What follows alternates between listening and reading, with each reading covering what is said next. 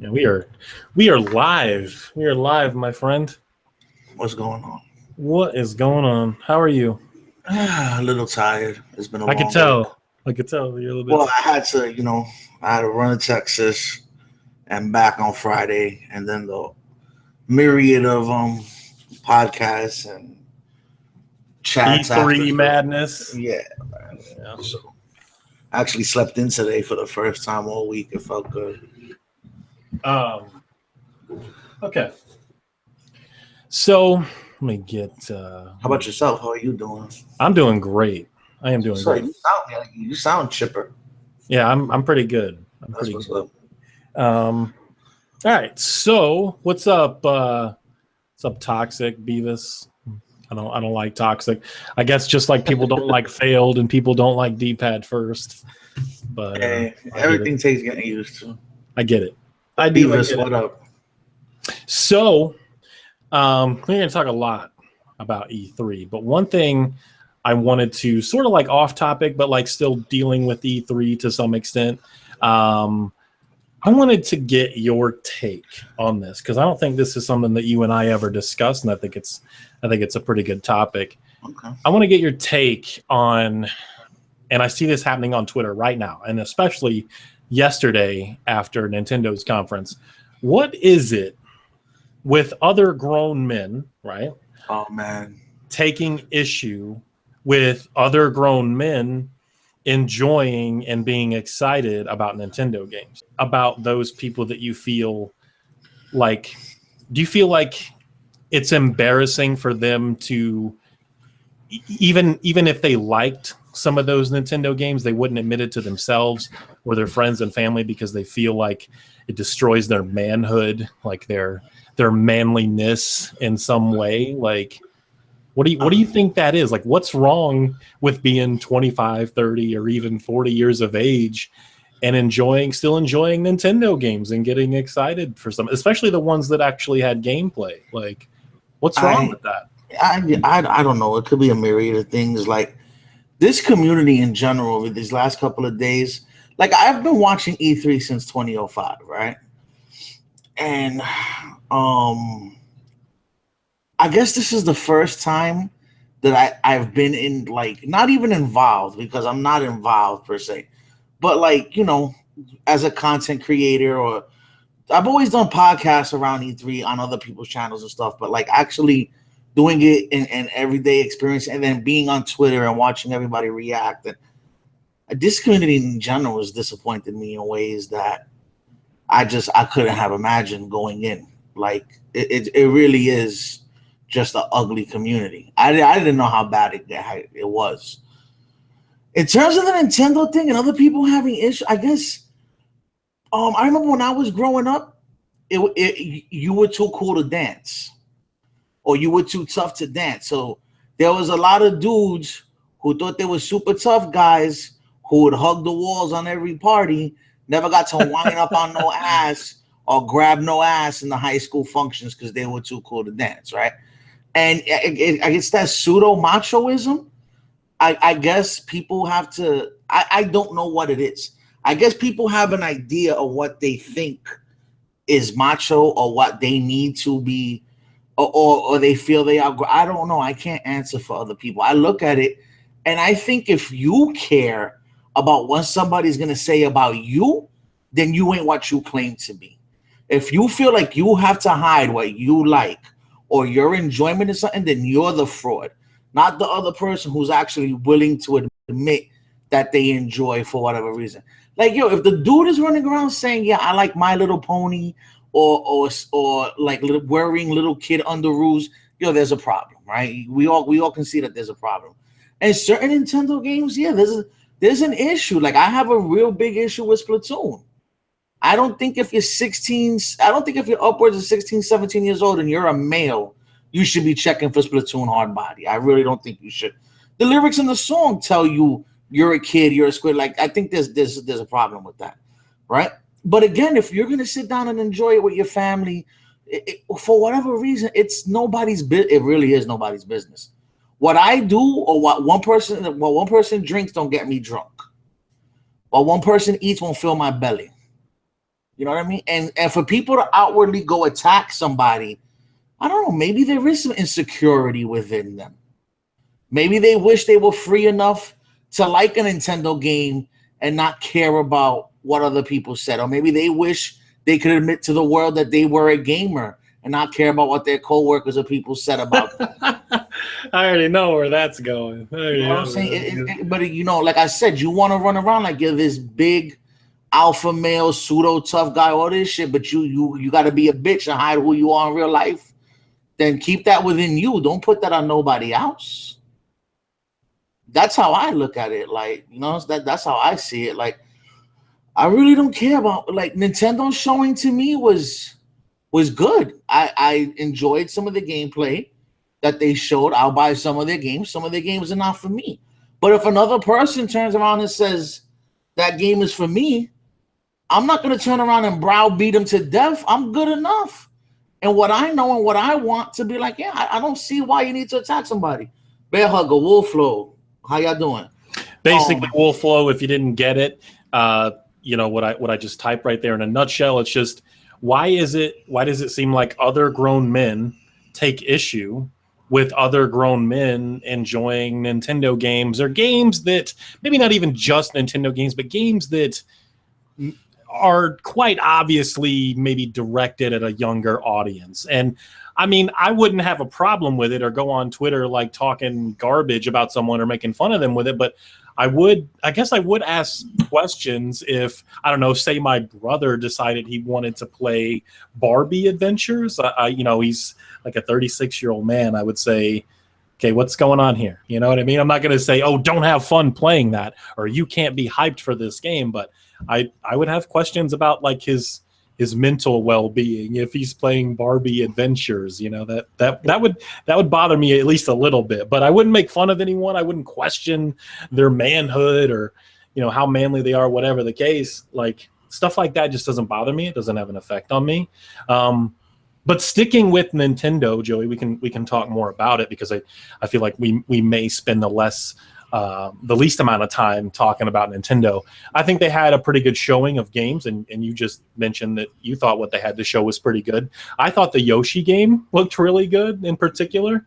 And if you notice at the end of that, this may be irrelevant to some, but it's running on Unreal Engine 4. And I thought that was like kind of surprising, because to my knowledge, Nintendo has their own like custom engine, right? For a lot of their games, like the Marios and the Zeldas and stuff, like that's all like an in-house engine. So the fact that they were using a third party for that's pretty cool. So yeah, I think the Yoshi game really, obviously Mario Odyssey is like the godlike game of the Switch for the year. I mean, I know some people would probably argue Zelda, and then you had the Metroid. Let's talk about the Metroid Prime 4, right? I think I got the name right with that. Let's discuss that for a second. Okay. I'm happy that game is coming for like Metroid fans. I've never really been much of a fan. That's exciting, that people would be excited for me if Left 4 Dead 3 or Half-Life 3 was finally coming out, right? Even if they had no interest, because they know I'm excited for those games. But my thing is, and it's a thing throughout this entire E3, and we've seen it in the past with other pressers and other E3s, I am tired of seeing these announcements for games that don't have any gameplay. That trailer was nothing but a logo. I mean, I get why you're excited. It's been, like 9 or 10 years since the last one or whatever. But, like, I'm tired of seeing these games with no gameplay. I don't care if it's just a logo or you got some CG or something.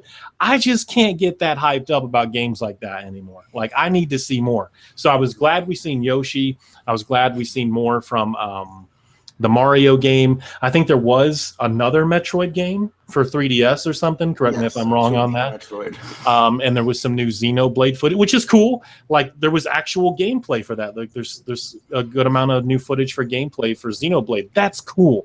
But stuff like the new Metroid Prime, or trying to think of something Sony and Microsoft had that was like just a CG or like a logo type of situation.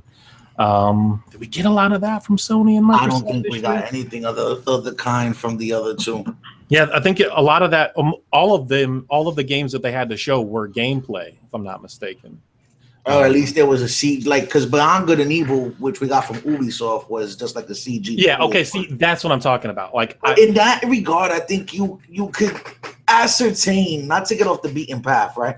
But in that regard, I think you could ascertain more than obviously you can from a logo. You can see where they're going, what the breadth for the scope, or maybe you can. Maybe when you actually see gameplay, it's going to be a completely different thing, right? So we don't know about that just yet, but. Bear is saying, I agree with you, Fail, but it also gives those console owners a reason to hold on to their system. That's where I was going to start touching. But your reason to hold on to the system is because you own a Sony platform or you own a Nintendo platform, so you know the good games are coming regardless. No, but do you though? See, here's the thing. I'm going to let you finish, and when you turn over to me, let me ask you this, and this is for you and those in the chat. Would you be more excited if Nintendo announced the new Metroid Prime game and said this game is only 4 or 5 months away, or this game is probably 2.5, 3 years away? I mean, it's pretty obvious what you'd be more excited for. You know what I mean? Like, That's just me. Like, that's my take. Sony, same thing. Like, I was expecting for release dates for like everything that we already knew about, like Detroit and Days Gone. You didn't even get an official release date for God of War, just that it was early 2018. Almost a lot of the good stuff that Sony and Nintendo had to show isn't coming till next year or later. Like, that is a problem. That is a problem in this industry, in my opinion. I will leave it over to you. I think there's probably more I want to say on it, but I'm going to let you go ahead and give your take on that. All right. So, first of all, welcome to the Divide episode E3 special. E8 E3 special. Yeah. Okay. As Failed would say, or D-Pad, welcome back. But to finish off on the Nintendo thing, real quick with the topic earlier. But there's a problem also when you have grown men who want to go to Twitter and take that Yoshi game and tweet out, oh, this looks like PS4 graphics. So, like, people that are that, I don't want to say stupid, I'm trying to be nice today, right? But people that are that far off the beaten path, they invite some of that stuff upon themselves. You get what I'm saying? Because I don't think any one of us here with common sense will look at the Yoshi game and go, oh my God, that's PS4-like. It is running the Unreal Engine, which, you know, is big. And another thing about Nintendo doing things with a third party or whatever, and shout out to Thanos, because this is his point, and I'm just going to run with it here. Does anybody pay attention to how big it was that Nintendo gave Mario over to Ubisoft and said he was a big deal? I don't think a lot of people are paying attention to that. That's huge. And like, you know, we discussed, pretty sure Nintendo was breathing over their necks. But when was the last time Nintendo gave anybody their IP and said, do what you want with it? Could it have been, I'm thinking Zelda on the CDI, but I might be wrong. But anyway, getting into your question. The thing about the Metroid Prime thing, or the Metroid Prime 4, it's not being developed by Retro. That's the first thing, right? Is that a problem for you? You think that's a no? Big It really doesn't bother me. It really doesn't bother me at all. But here's the thing about it. I would not say this, and I'm not trying to say it's okay because it's Nintendo, but Nintendo fans have always sat and defended their company and fought for their company, and it was always apparent that their company never listened to them, right? So here's a chance for Nintendo to say, hey, we hear everything you've been saying. We don't have footage for you, but here, just to let you know that we're listening, take this logo. To let you know that we're working on it, here you go. And why it's smarter, it was smarter to do it now is, I don't think that game is going to take long to come out. I don't think if it was like 2 or 3 years away, they would have announced it like that. But they have a new machine on the market. And so for people who aren't being wowed by ARMS, or the people who didn't buy it for Zelda and who were looking at Mario going, okay, Mario, but then what else? They know that eventually if they see that a Metroid is coming eventually, they might just pull the trigger sooner. Oh, I get to play Mario now and there is the Zelda, and then I'll have a Metroid in a year and a half or so. You know, I tend to try to look at it like that.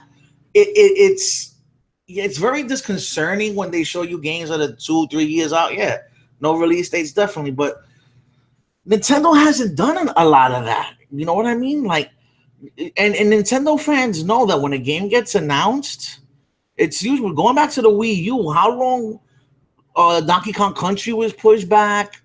A couple of other games that I can't remember right now got pushed back a couple of times.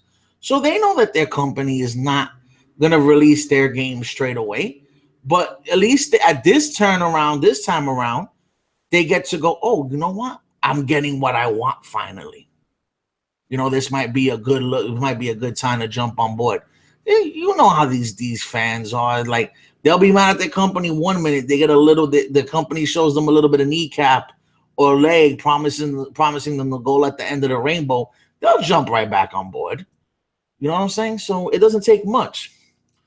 I thought it was shrewd. I thought it was okay. Yeah, I mean, they had a good lineup of games.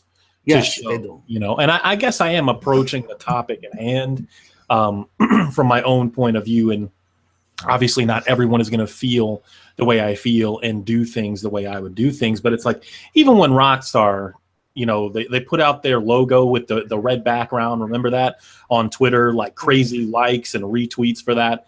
And then they finally gave us the trailer. Like, yeah, that's cool. The game is going to look amazing and stuff, but where's the gameplay? Like, I love Rockstar, it's no secret. Everyone knows that, but I would have much rather waited until they felt like they had some pretty polished gameplay to show, even if that was only like 20 or 30 seconds worth. I would have much rather had that than a trailer. I think how Bethesda's done it with some of their games in the past, and the way that they did it again this year with Evil Within and Wolfenstein. Not only are they coming out this year, and did they announce them this year, both of those games are coming out in the same month. Maybe that's not necessarily a good thing. It is if you're a gamer. I don't know how that's going to work out for sales for both of those games, but like, that's a big deal. Like, those games are only like 4 months away, 3.5, something like that. Like, those are two big games, and two games that a lot of people wanted. Probably a little bit more so with Wolfenstein, because it's a first-person shooter. We know how that goes. Survival horror just doesn't do as well as maybe it used to. But I wanted Evil Within. Like, that's a top 3 game for me this generation, along with, you know, say Alien Isolation and maybe Dying Light, or I could throw some other game in there, I'm sure, if I really thought about it. And another big one I remember them doing it with was Fallout 4, and then there was something else. I'm not saying, you know, Bethesda did announce like Prey, I think, you know, maybe, was it a year and a half, 2 years in advance? Maybe I'm wrong about that. So they didn't do it with the original sequel to Prey coming out from like 2011? Yeah, and then obviously, yeah, that never happened. Yeah. There was a leak about that, like the whole story and everything just completely got scrapped, and they had to start all over. It's crazy, but you're right. But the Bethesda model is optimal. It would be, but then again, you know what happens with the Bethesda model? They're not talking about you a year from now, or they're not talking about you all year. Remember, a lot of this, and I hate it. I do. I hate it. I hate it as much as the next person. Believe me. Show me something that I can have within the next year. So I don't want to have to worry about staying alive for 3 years from now to play a game that looks really, really good to me. You know what I mean? Like, yo, give me something 6 months to a year. I can deal with that. You know what I mean? That's manageable for me. But also, you know, a lot of this stuff is predicated on hype, pre-orders, demand, all that stuff. So if they don't give you a huge marketing train and a huge lead up and create a thirst, you know, what are they doing? You know what I mean? Like, how many games get announced, don't have good marketing, don't have a lead up, a buzz behind them, and sit out there to die? There has to be a happy medium, and Bethesda has, I think, the closest to a happy medium. You know, it services their fans, where they're like, here you go, and then you'll get this in 6 months to a year. Like, I could see somewhat, you know, maybe like hype for a year, maybe a year and 1 or 2 months or something, but a year and a half, 2 years, 3 years, in some cases like 4 years. Like, every now and then we'll get that rare case where a game will get announced and then the next year you'll get gameplay for it or maybe a CG trailer, and then suddenly it's in limbo. You haven't heard from it for a while, and then it's delayed, and then rumors of it being canceled, and then finally it comes out like 3.5-4 years later. So I mean, that happens with a lot more games than maybe we want to admit, and that's the kind of shit I'm talking about. Like Anthem, right? The BioWare game looks incredible. The visuals, if they can get that game looking anywhere close to that, like it almost seems like that game's not even possible on current gen hardware for consoles. But if they can get anywhere close to that, yeah, like that game has really nice visuals. It does look like it's going to be a good game. But at the earliest, that game's a fall 2018 game. That's 1.5 years away. Like, that's crazy to me. Like, you could have announced that game with gameplay, even more polished gameplay at next year's E3 and still have yourself 4 or 5 months of hype. 4 or 5 months of hype, and, you know, the media constantly talking about and hyping up your game along with everyone on social media, Twitter, YouTube, and so forth. I mean, that's still a good amount of time for hype. I mean, I think a lot of it too depends on the name, right? The name of the game, the IP, and the developer. Like, I mean, I know it's Fallout; it's already a well-established name, but like we just talked about with Bethesda, they announced Fallout 4, and they're like, "Hey, this game's coming out in like 5 months, and it's their best-selling game now." That's kind of a big deal. So, like, people can't tell me, and I'm not saying that you're wrong in some cases, but people can't tell me that you need to have like years of hype built up for some of these games. Just announce them when they're ready. Like, that's more exciting to me. To me, that's more exciting. Otherwise, it's like I'm just sitting around talking about these games that I want to come out soon, as opposed to being like, yeah, this is coming out soon. You know what I mean? Does that make sense? No, 100%. You're right. Like, who wants this? I don't want to see that. Look at No Man's Sky. Look at what being pushed to every E3. Look at Cuphead. This is Cuphead's 33, if I'm not mistaken. Like, you know, they've been at every E3 for the generation. And it's like, at this point, like, when does it? And I think two E3s was the industry standard at some point. Like, you announce a game on one E3, the next E3 you come back with footage, and then it releases at some point. I can deal with that because, you know, there's always games. There's always going to be games to play, right? And again, I agree. The Bethesda model, or what's appearing to be their model over their last couple of releases, is optimal. But I don't think these bigger companies and these bigger businesses see it that way. You know what I mean? I think they need and predicate themselves. They have stockholders. They need to show their stockholders, look, this is what's trending on our game. This is why we're investing so much. Maybe even financial backing in a game is based upon a hype generated. Like, you know, it's 2 years out. Maybe they hit a wall. They need more money. Well, if they have so many pre-orders or so many hits on their Twitter page, or so many hits on articles about it or whatever, then they can go to their publisher or whoever's got the purse strings and go, look, this is how we're trending. We're trending very favorably. Thank you, English. And, you know, we need more money to make the game better. And maybe based on something like that, they may get that. You know, nobody knows why certain titles do it. We know that Bethesda's able to do what they do because they do everything in-house for themselves. You understand? A lot of these other companies don't. A lot of these other companies, some developers have separate publishers, and the publishers have people on top of them, and that might be a reason for it. You know what I'm saying? Just playing devil's advocate. We don't know what the reason is. But I agree with you. This 2 to 3 year route needs to stop. It's annoying. I feel like, just like, you know, we haven't moved on to Sony yet. I don't think we closed the door on Nintendo. But like when Sony was showing all these games that were going to come out, when they were showing all these games in 14 and 15 that didn't wind up, most of them coming out to like the middle of last year and this year, I was telling everybody, yo, it's gonna be better on the Pro. It's gonna have Pro enhancements and all this stuff. And no, they're not. They're building it for and what wound up happening? Maybe it's just coincidence that the timing came out that way. But when you do that, it's easy to see that the game might not be running on that platform. So then you feel like the company lied to you.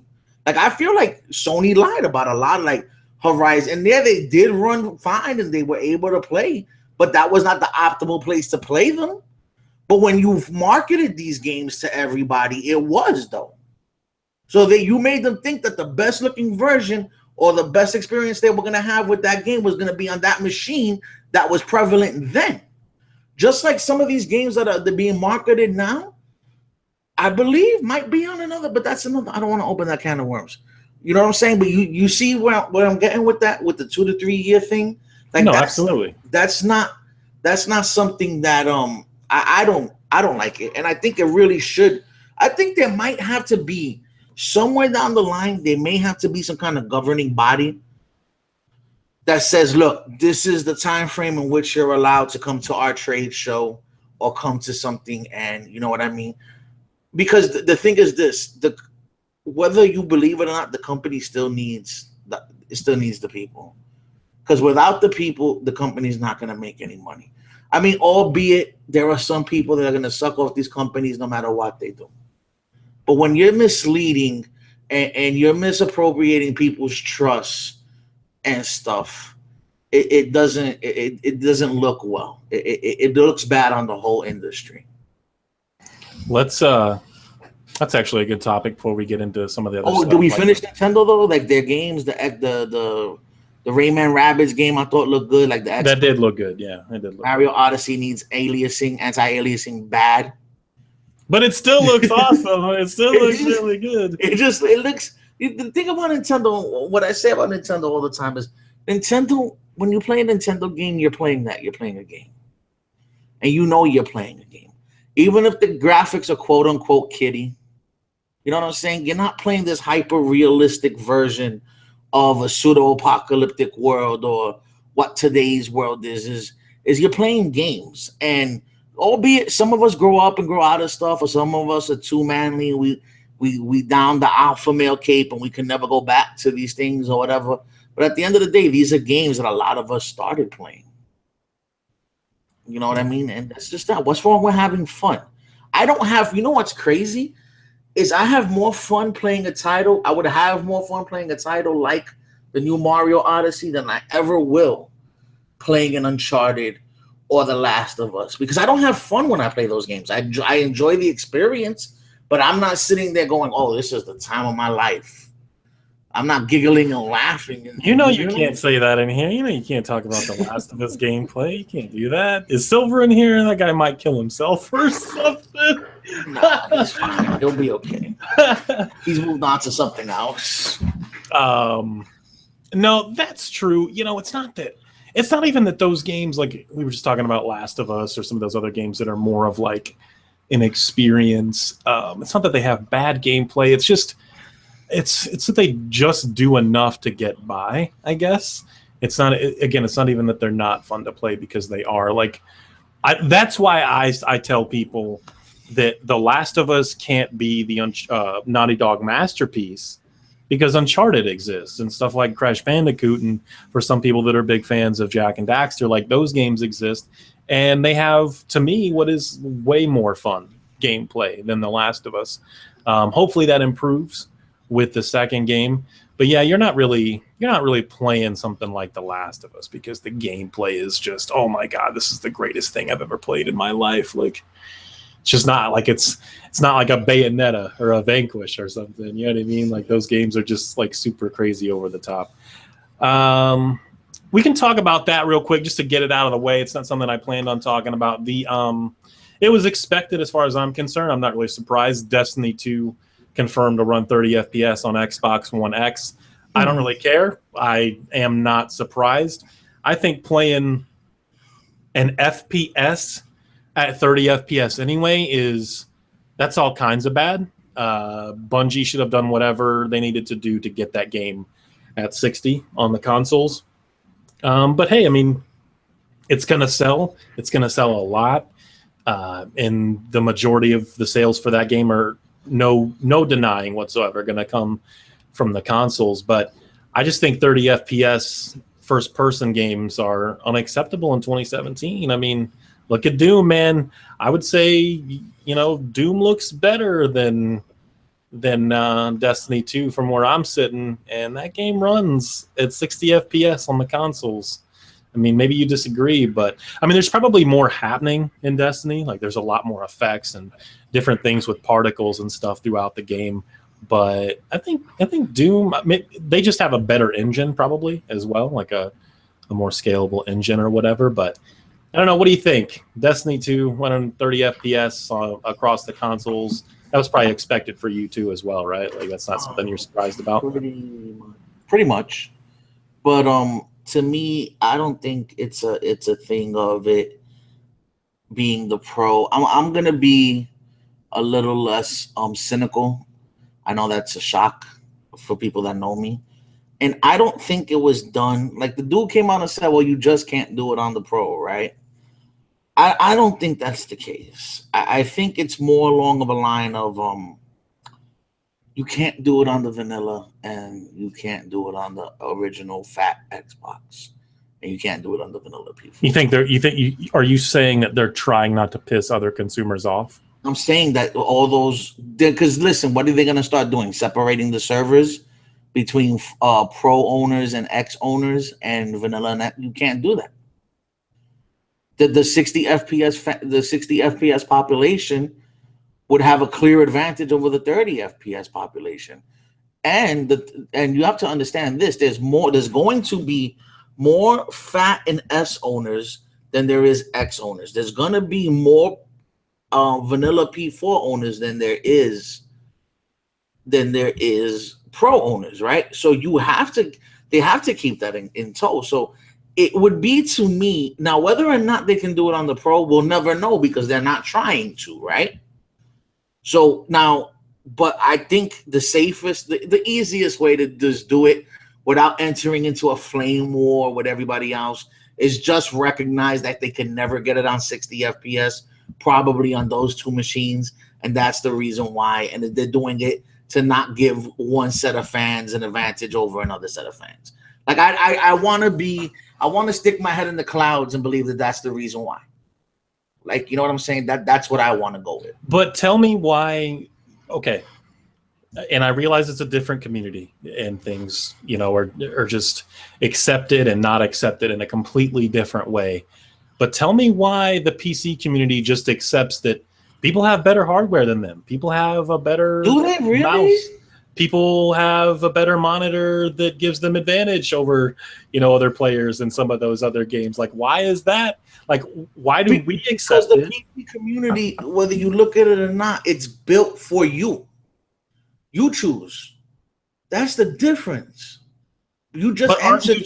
But aren't you choosing to get a more powerful console? Like, no, but listen to what you. But let me finish. You choose the parts that go into your PC. If I want a better mouse, I can go to Best Buy or Micro Center and buy a better mouse that might give me an advantage. 70,000 DPI, hair trigger sensor, rated 5 million clicks. I can go get that. When I buy one of these machines, I can't do nothing to it. I have to take what they gave me when I buy one of those machines. And so what you want, what you have to do is everybody has the same player base. Now, yes, when there's a bigger install base, D-pad. I'm sorry. When there's you can call me whatever. You can stick to icy if it helps. I know, but I try to be, what I'm saying. But when there's a bigger install base on one end, right? Yeah, you don't want to separate the fan base. You don't want to piss off the people with the bigger fan base. Because let's say, okay, there's 60 million 4s in the wild, right? Let's say one out of every 5 is a pro. So that's 20%. 20% is 60 million minus when the shit came out. So there's maybe about 10 million, give us so, pros in the wild.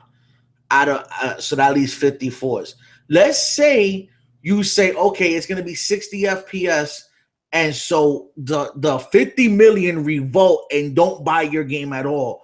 And half of the pro owners, or not even, what is it, like 25 to 30%. You just lost out on a possible, because not everybody's going to buy it, but you just lost out on a possible 50 million sales. That's suicide. That's suicide. And no developer is going to want that. I'd sit here all day and go, yeah, give me 60 FPS.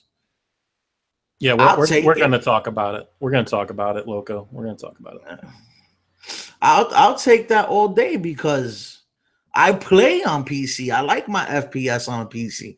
Actually, I 100% probably prefer my FPS on PC now than I do on consoles because of what you said, the mouse and the keyboard and the frame rate. But Destiny, and you hit it on something else too.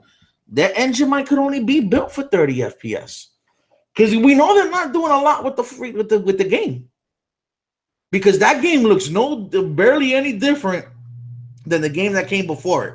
Well, they did say that the PC version would be, have all these different resolutions, 21:9, and uncapped frame rate. So it's the same engine. Yeah, but that's because our hardware allows it to be that. And don't think that they don't have to. They probably have to make adjustments for that too, because I don't think it's coming out day and date. Is it a day and date on PC? I don't think so. No. Okay. So it's probably a month or two after release, I would guess. And so there's like I said, I just want to believe it's due to the older hardware. And at some point, they're gonna have to leave the older hardware behind. At some point, the Pro is gonna have to become the older hardware, and the vanilla is gonna have to go by the wayside, right? But not while they're still selling. They're selling the 4 out of 5 of every PlayStation sold is a vanilla. Why would they do that now? Okay, thank you, Spider. PC is October 24th, console September 8th. Okay. They're asking if we're going to talk about Scorpio. So I guess we can. You want to lead into that now? Yeah, if there's more you want to say on that, we can. Oh no, on that topic, no. Yeah, I didn't expect it to be even as long as it was, because it's not surprising that they would make that 30 FPS across all consoles. But here's the thing, and someone else FPS on console surprise anybody. That's what I'm saying. Someone in the chat already mentioned it, and I've said this in countless videos over the years. Those CPUs and those consoles are what's holding them back, especially now with the Pro and the Xbox One X. The GPU side of things is very capable. It's the CPU. Like, those are, from what I understood, like heavily modified, very customized to Sony and Microsoft demands, like mobile laptop type of CPUs. And you, even still, with that being said, think about that for a second. And even though some of the better games are 30 FPS, you look at stuff like Sunset Overdrive or Uncharted or Horizon and stuff, they've done pretty well on pretty garbage hardware. You know what I mean? Like, you know what you're going to get when you get these consoles. You're going to get these games that get every little bit of juice that they can out of the hardware. And I don't know if you can necessarily complain about that all the time. I mean, obviously, we would like to play some of those games at 60 FPS, but you're probably going to have to wait for a PlayStation 5 or even a new Xbox beyond that to get, because you're definitely going to get remasters again from this generation going into the next generation at 60 FPS. I have no doubt in my mind about that. Of course. Heavily Optimism, DX12 build into the machine, Digital Foundry said so. I mean, we just need to let that go. That whole thing, like, that's something that we need to talk about with DX12 and the power of the cloud, like kind of segue into Microsoft. You notice they didn't say cloud once in that conference, right? Nothing about that. And let me talk about a game that I was like somewhat excited to see some actual gameplay for. We'll just go ahead. We'll get right into Microsoft. Okay. I thought overall they had one of the better conferences. In my opinion, I thought it was better than Sony's. And some people might say, well, how is it better? A lot of that stuff was multi-platform and it's coming to PlayStation and stuff. I don't watch E3 for who's announcing all the new IPs and all the exclusives. I'm watching to see how it's presented and how many games that you have and how many of those did you show gameplay for and how many of those are coming out in the next 6 months to a year. Like, that stuff matters to me. It's not what everyone else seems to care about. So I thought Microsoft and the showing of the Xbox One X was pretty solid. And we'll talk about Sony. It's not that they necessarily had a bad one or anything. I just thought that Microsoft had a better showing. But as far as Crackdown goes, I thought it was I don't even know what to say. I mean, they had the Terry Crews little off-screen thing there. I don't even really know what to say about that. And then they got into the gameplay. The most disappointing thing about Crackdown 3 to me, I don't know how you feel about it, is what happened to the selling point of that game? That everything was going to be destructible, and that you were going to be able to chip away at different parts of the world and have all these like physics that were just like off the charts and particle effects and so on and so forth. What the hell happened to the selling point for that game? And on top of that, what happened to the power of the cloud was going to help for some of that stuff. Now they've separated that into just one multiplayer option. One of the multiplayer features is going to allow for all the destructibility. But even with that being said, when you show that, is it going to be to the level that you were showing before? Because that stuff was really impressive. And you're saying now that this is just going to be tied to a multiplayer type of arena event of some kind. Maybe not even like the full city, but just like one area maybe. That's disappointing. That game is probably, maybe just because I was kind of excited to see it, maybe the biggest disappointment of the entire E3 for me. What do you think? Back in 2015, there was an article where there was an interview done with the developers for Crackdown, and they said that they were moving away from 100% destructible environments in the campaign because they wanted people to be able to play the game offline. The destructibility is supposed to be done by the quote-unquote cloud, and for it to require that in the single player would mean an always online connection. So to forego always having to be online for the destructibility, they built the campaign so that certain things are destructible, not all things are destructible. And then that's what happened to that. And that's been news since 2015. Shout out to Dreadhead, who went back and found the article and gave it to us to read. So that's been out there for 2 years now. This just didn't happen overnight. I'll allow for that. I didn't know that, but I appreciate that. And so in terms of the multiplayer arena space, whatever they're going to do with that, I guess since it's multiplayer, it's online, then I have no idea what that's going to look like because they haven't showed that. I would want to believe that it's going to be something akin to what they showed way back when, but the design process and all these things change over the years. It starts out one way and then it goes another. Maybe it's something that along the board they can't do it on an S or a one fat. So more like Bungie has to make sacrifices and adjustments based on that. They have to cut the corners here because every company has to cut corners somewhere, right? Uncharted didn't want to look like cheesecloth in a lot of the smoke textures and everything when it first came. Naughty Dog had to cut corners someplace. I don't know what goes on, but I do know to ask because I was saying the same thing with Wingy the other night, where it was like, where is this destruction? And like I said, Dredd had to remind me or make me aware of because I don't even remember this article, but I went back and saw the article was 2015, and they had said this already.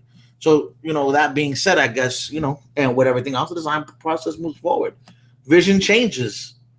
You know what I'm saying? So I do know that they didn't tout no cloud power or anything.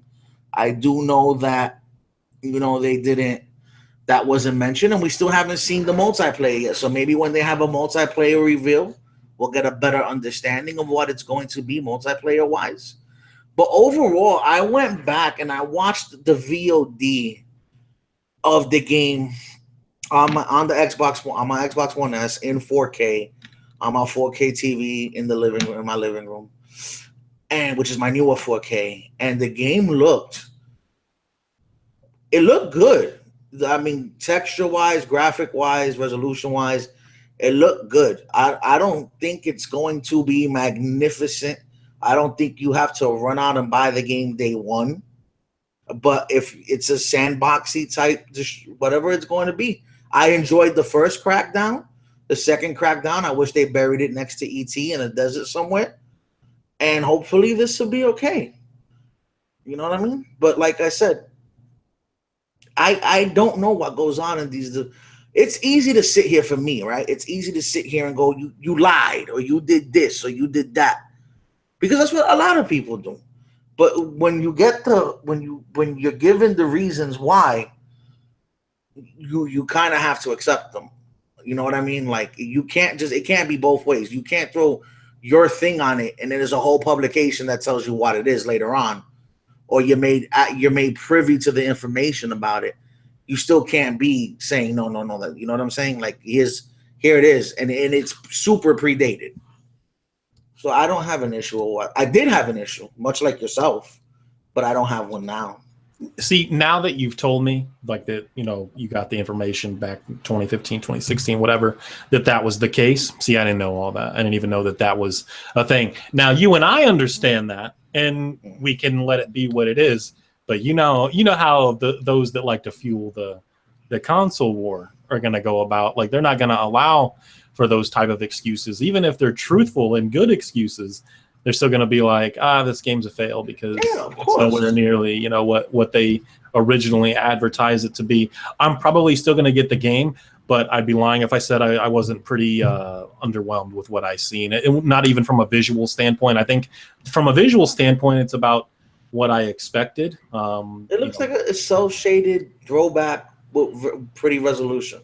Yeah, it's not overwhelming in any stretch of the imagination at all. But you know, colors, resolution. I mean, have you heard that Xbox Game Pass might go to PC? Yeah, just real quick before we talk more about the Xbox conference.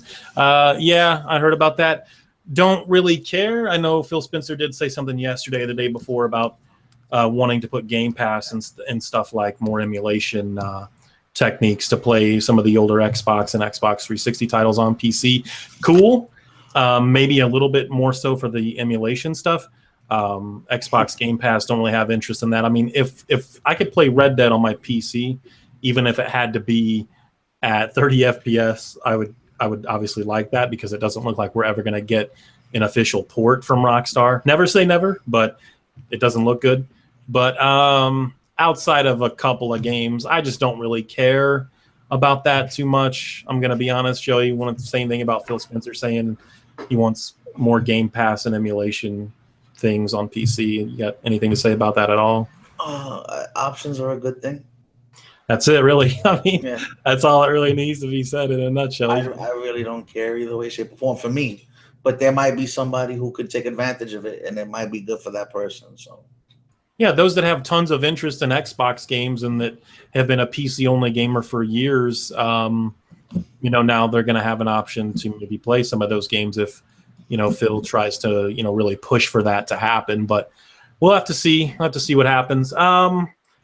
Let's talk about. I'm all over the place with this Xbox conference. Let's talk about Anthem again. I know I talked about it a little bit earlier. I think it does look like a very pretty game.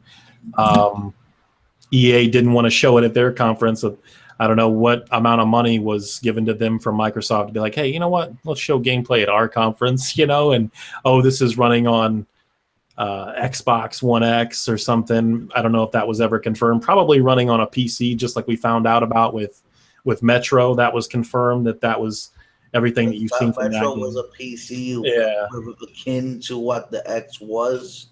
According to the Anthem dev, BioWare, that was an X. That was an actual X. According to them, out their mouth, there was an X. And Metro looks good too. Like, Metro looked phenomenal. Oh my god. Yeah, Metro, like 4A games is underrated, probably because they only make those Metro games.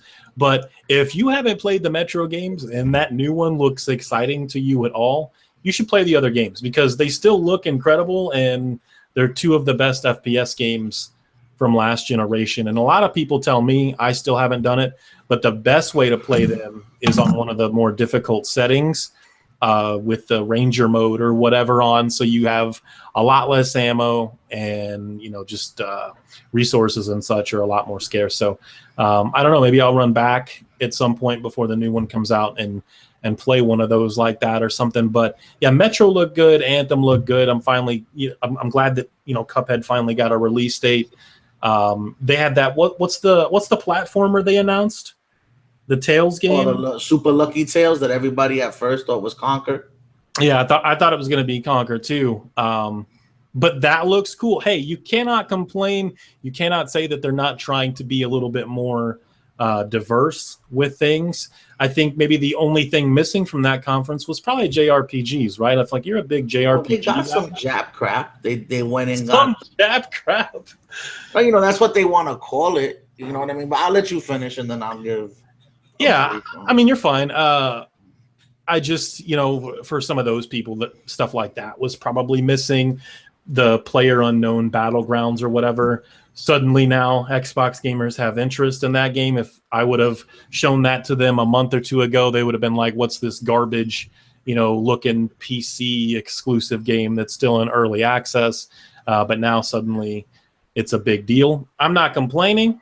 It's good that more players want to play that game and that developer can get more money. Glad for them. But just being honest, I don't usually buy games like that because they are early access. That game has a ton of problems. It'll probably get finished before DayZ ever gets finished. That goes without saying. So at least they have that going for them. State of Decay 2, that was a game that I was pretty excited for at this conference. I'm not going to say I was disappointed, but it still looks like there might be a lot of jank that the first game had. The first game could be really good, really fun at times, but that jank and a lot of those bugs and glitches and so on and so forth kind of hurt the experience after a while, and I couldn't finish it after about an hour or two of playing. But hopefully with this one, even if there's jank, even if the animations aren't something that you'd see from the likes of Naughty Dog or Rockstar, hopefully it's still good and fun to play. I don't know if they've mentioned it or not, if it's like a co-op game or you're going to be able to play online with a friend or two or something, but I was kind of hoping for that. So hopefully that's still something that's possible. I'm trying to think. Those are sort of the highlights. I downloaded the first game. Oh, did you? Yeah. Is it going to be your first time playing it? Yeah, I never played it, and I'm interested in the second. So I figured, what better way to get it to know what I'm getting myself into?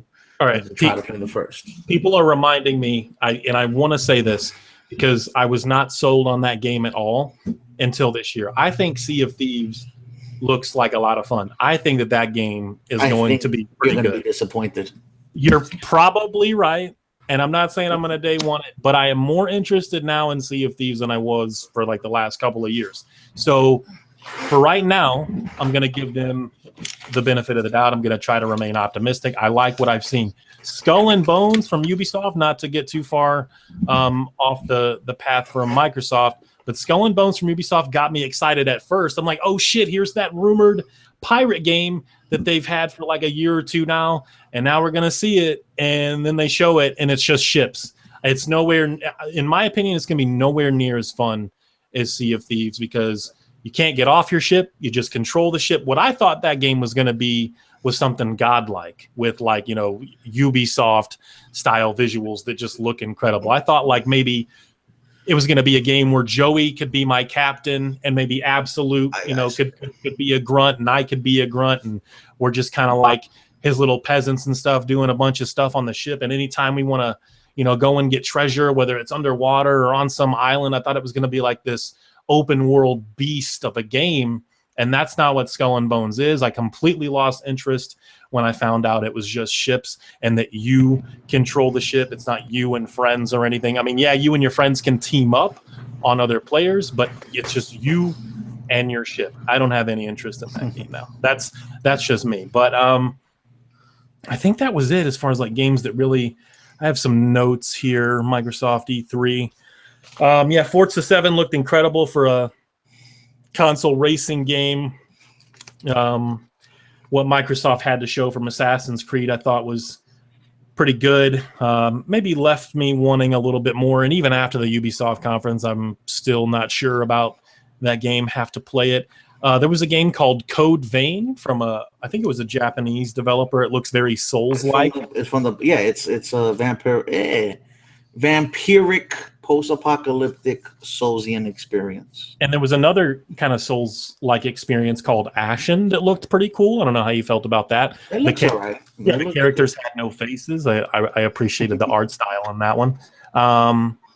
Yeah, so they had a good showing of games, I think. I mean, I thought the conference was very solid. It wasn't like the most amazing thing I've seen ever, but I think it was maybe the best Microsoft conference in a long time, in my opinion. I'll let you take over. There's probably more I want to say, and if I can think of anything, I'll say it after you're finished. All right.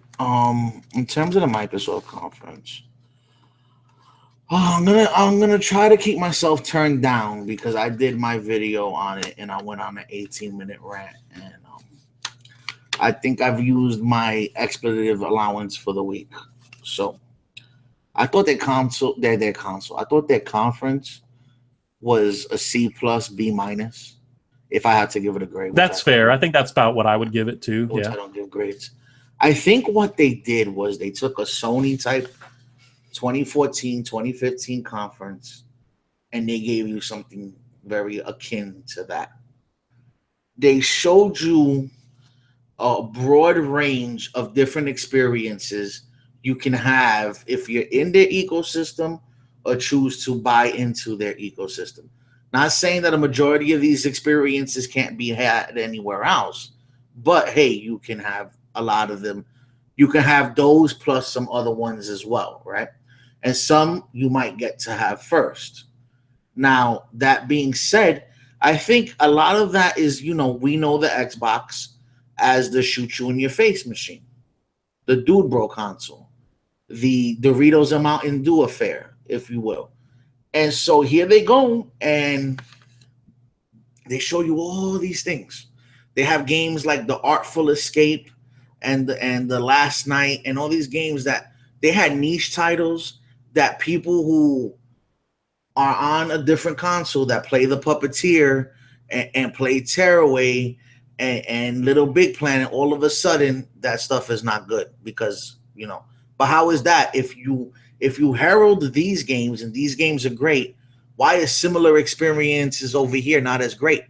Why are they not being saluted for being just as artful and everything else? Now, the problem with their conference, is that they didn't, and this is where I don't know if they messed up. I don't know who they were going after. They didn't appease their fans. All their fans want to do is, all any BGST guy wants to do, or all any dude bro wants to do is shoot stuff, break stuff, slam stuff into the ground. As you can see, one even got hellbent and broke his controller after the conference. So, not to cut you off, but you can finish your take on that. But I also want you to answer me on this. Do you think that that's starting to happen with Microsoft because instead of maybe giving more of their fans what they've always done, they're starting to be a little more, I don't want to say mind fucked, but maybe influenced by what the media and other fans of other platforms are saying? Like, you're the dude bro console, you're the shooter console. So now, so now they change that, and people seem like they still want to give them crap for it because a lot of those games are not exclusive but multi-platform, even if it's just PC. Hey, I'm only going by what the video showed me. I did not break a controller. It was already broke. I'm only going by what I saw. And so, I don't know why they're doing it. Maybe they want to broaden their horizons. Maybe they want to give different experiences. Maybe they feel that there's money out there in these niche titles. I mean, Sony's been doing well with it. You know what I'm saying? So why not? People copy what other people do successfully. And so I, as a gamer, had no issue with the experiences that I saw. I understand that they're going to have the Call of Duties and they're going to have the Destinies and they're going to have those games. And if Phil went out and got Japanese style games or Black Deserts and stuff to give other people options on the system, in the ecosystem, then that's fine. That doesn't, why would that bother me as a gamer? I know what I'm gonna play, what I'm gonna buy. I always think that options for everybody is a good thing. Metro looked amazing. Assassin's Creed Origins, I like the animation. Some of the animations that there was one part where he jumped into the tree and he puts his hands out to catch himself on either side of the branches going forward. And when he goes, he shifts his weight and puts his hands. He takes his palms and turns them on the inside of the other side to shift his weight and jump forward. And like that to me was big. The way he stalked, like when he crouched, instead of like how everybody just bends at the waist, he actually leaned his body over and his shoulders hung down and his arms hung and was walking like in a natural crouch position. There were things that Assassin's Creed does well. Forza's Forza. Forza's always going to be Forza. Like they try to use that to show the 4K of the machine. And like I said, in the situation is it wasn't doing a lot. So it looked clean, but you're not rendering a lot. So I'm not going to sit there and go, oh, yes. You know what I mean? I know what it is like. I know what you're trying to do, and it really didn't do anything for me. State of Decay 2, man, Dragon Ball Z Fighter looked good to me. But, you know, Covain, Sea of Thieves. You say you're interested in Sea of Thieves. And I can see why somebody would watch that thing and become very, very, very, because, you know, when me and Bear were watching it, it was like, oh my God, you could do all this. Like he shoots himself in the cannon. But like, you have to understand, I don't think that's not the minute-to-minute gameplay. You know, how much of the gameplay you actually going to be just sailing around looking for shit, not doing anything? You know what, Cycle? I'll give you that I don't think I ever seen where, I think maybe someone from Microsoft did say it on Twitter, but just for conversation's sake, we'll say that nobody from Microsoft absolutely said that machine was going to deliver every game 4K, 60 FPS, uncompromised. But they did, in my opinion, purposely mislead people into thinking that. Can we agree with that at least? I mean, we can move on. I don't see. Here's the thing. Like, even now, like, why are y'all still fighting about it? Like, seriously, what difference does it make, bro? Then I'm not saying to Psycho anybody, like everybody who's in there, like who's in the chat, like, you know, I've got an eye ache from all the back and forth, all over all this shit all week long. Like I'm done. Like I just can't. Like, I mean, this is ridiculous. It's like grown men lose their marbles. Anyway, I'm gonna continue. We got better things to talk about, man. Like how it's been so fucking hot with this weather. This weather's like, ridiculous. My fucking underwear is like plastered to my ass. It's ridiculous. But continue, Microsoft. Okay. See, Code Vein. We already covered that. Cuphead. I'm mad that they even showed as much of Cuphead as they did. They should have just gave a date and kept it moving. Crackdown. We already discussed. Action looks good. Mordor was very disappointing to me.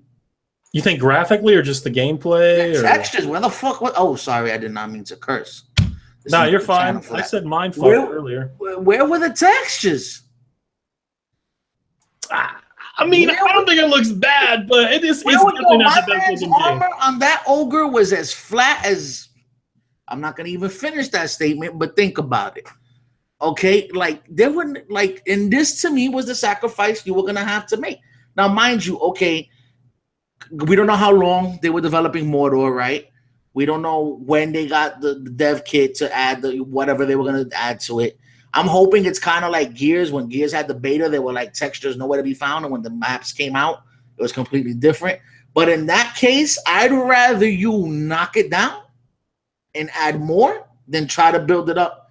I don't like shiny shit. And I say this all the time. You could take middle to high textures, put them in 4K. You could take shit, put it in 4K. It's just gonna be shiny shit. I don't need that in my life. I don't want that in my life. And so, the idea Xbox Anthem Ori was gorgeous. That game's gonna be amazing, isn't it? The art style to that game lends favorably on anything, and it was very visually appealing to the eyes, aesthetically gorgeous. Yeah, I think artistically speaking, Ori, you know what I'm saying, might be the best looking game of the generation, possibly. Maybe. So if you want to celebrate games as art, You know, because there's a bunch of people in the communities that say gaming is art, right? And then you look at this, and if you can't appreciate it, you know, stab yourself in the eye because you're not using them right. Um, Anthem to me, I'm still waiting for the foot to drop on that. I'm still waiting to hear that was a PC with a 1080 Ti or the new XP or something, because there were things in that game, although there was horrible motion blur and it did look 30 FPS. You know what I'm trying to say? I know what you're saying. I don't know what's wrong with me. I can't speak. But the shadowing and the lighting and the god rays and the textures and the environment and everything. If that game even looks an iota close to what was put forth in that little scripted gameplay sequence, then there's something to be said about what that machine can or cannot do. Also, we don't know how that's going to look on the other console. We can only imagine what it's going to look like on PC. You know what I mean? But that's pretty much my take. Like, leaving out a bunch of stuff that I didn't think needs to be mentioned. I did talk about the last night and the Artful Escape. If you like games like Puppeteer and Tearaway and Little Big Planet and all these other games, there's no reason why those games should bother you. To their conference, whether there's a problem with their conference, but people in this community don't know how to read English, and so I don't know if console launch exclusive is too much to digest mentally for certain individuals in this console and they in this community, and they didn't understand what was being said. But when they were saying console launch exclusive, it meant that when it first comes to the console, it's coming to the Microsoft platform first. It's going to have some kind of timed exclusivity on the Microsoft conference. I suggest, if you did not understand what they were saying and you had an issue, pick up a book, a thesaurus, or a dictionary. Reading is fundamental. Google is your friend, people. They did say one thing I liked. I did see that a lot of the games that they did show, and they mentioned that 30 high-end games that are out now, plus a couple of their more high, you know, because they don't have a lot of true exclusives, are going to get pro, I guess not pro patches, but they're X enhanced, and they're gonna get the HDR and everything. I want to talk about Assassin's Creed real quick. Apparently, it's checkerboarded, but here's what a lot of people aren't telling you. Yes, it's checkerboarded, but the checkerboarding is at 2160. Okay, it's not like on the Pro where the checkerboarding is up to 1800. So they're checkerboarding you up to almost a native 4K resolution. At 1800, you still got a long way to go to 4K. So the upscaler takes over at 1800 on the Pro. The upscaler takes over at 2160. And the reason, according to DF, a lot of this is they started with a 900p source code.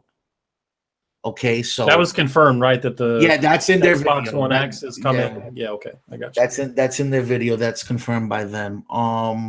Yes, and it's also dynamic as well, so it will, you know, render up to 2160p or slide back and forth when needed or whatever.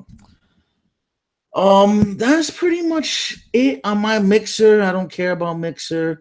The backwards compatibility for the OG Xbox, right? I think we should talk about that. Yeah, a little bit. Now, again, this is a situation where people in this community don't know how to listen, didn't finish high school. I don't know when's the last time they read a book, but there was an article that said 1/5 of the Xbox players' time is spent playing backwards compatible games.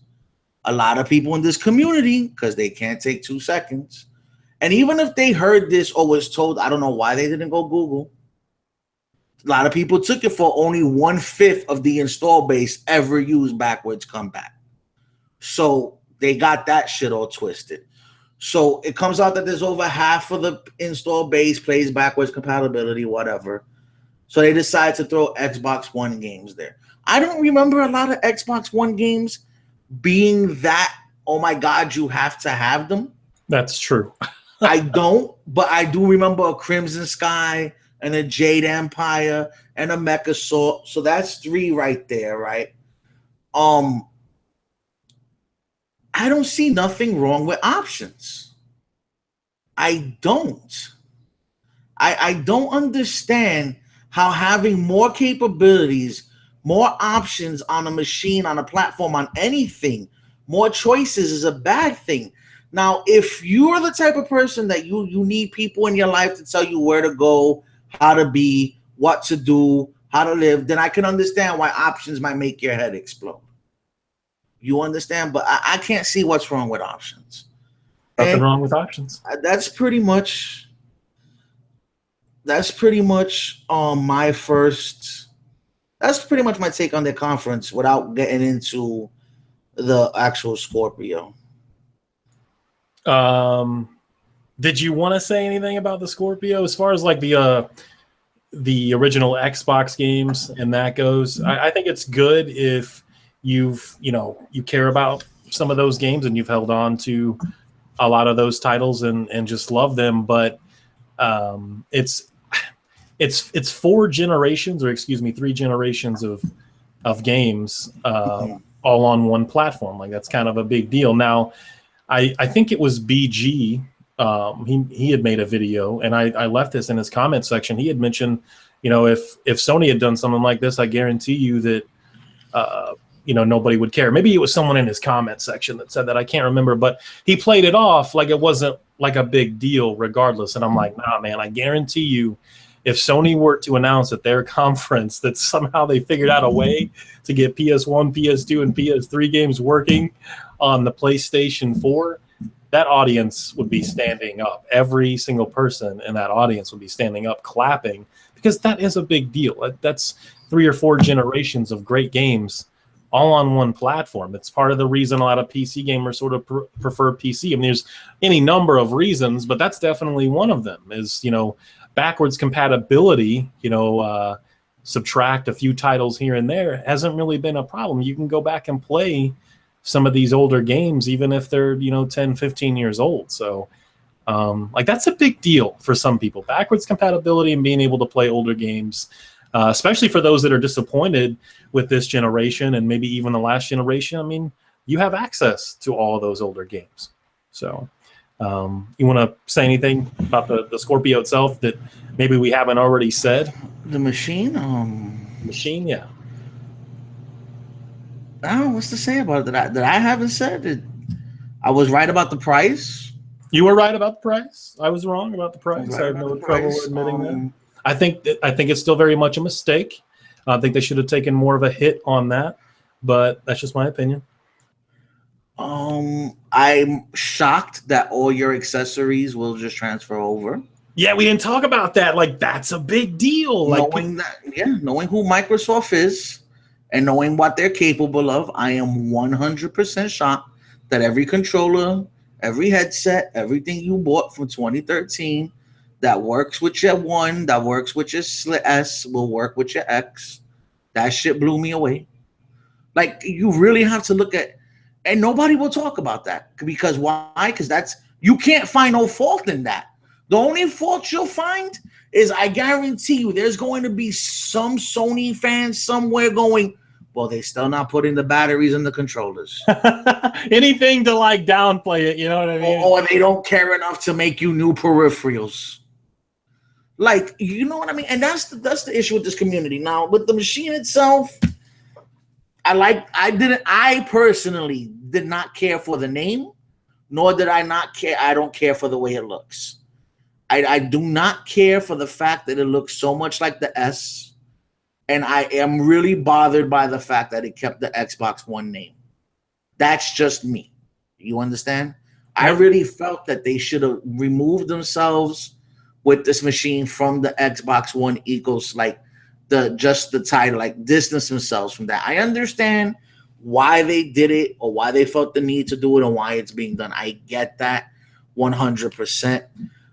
I did not see a title that made me go, oh, well, I'm going to throw my PC in the trash and now I have to buy. I didn't see that. That being said, I'm probably gonna buy one day one, right? Um, I was wrong on the release date. I thought it would be out October 10th or 2 weeks after. I missed it by 2 weeks. It's coming on November 7th. Again, I have no problem saying I was wrong. I was wrong. If you don't have a 4K TV, you'll get faster loading times, super sampling, anisotropic filtering, all these things that you'll get, all these disposable benefits of it.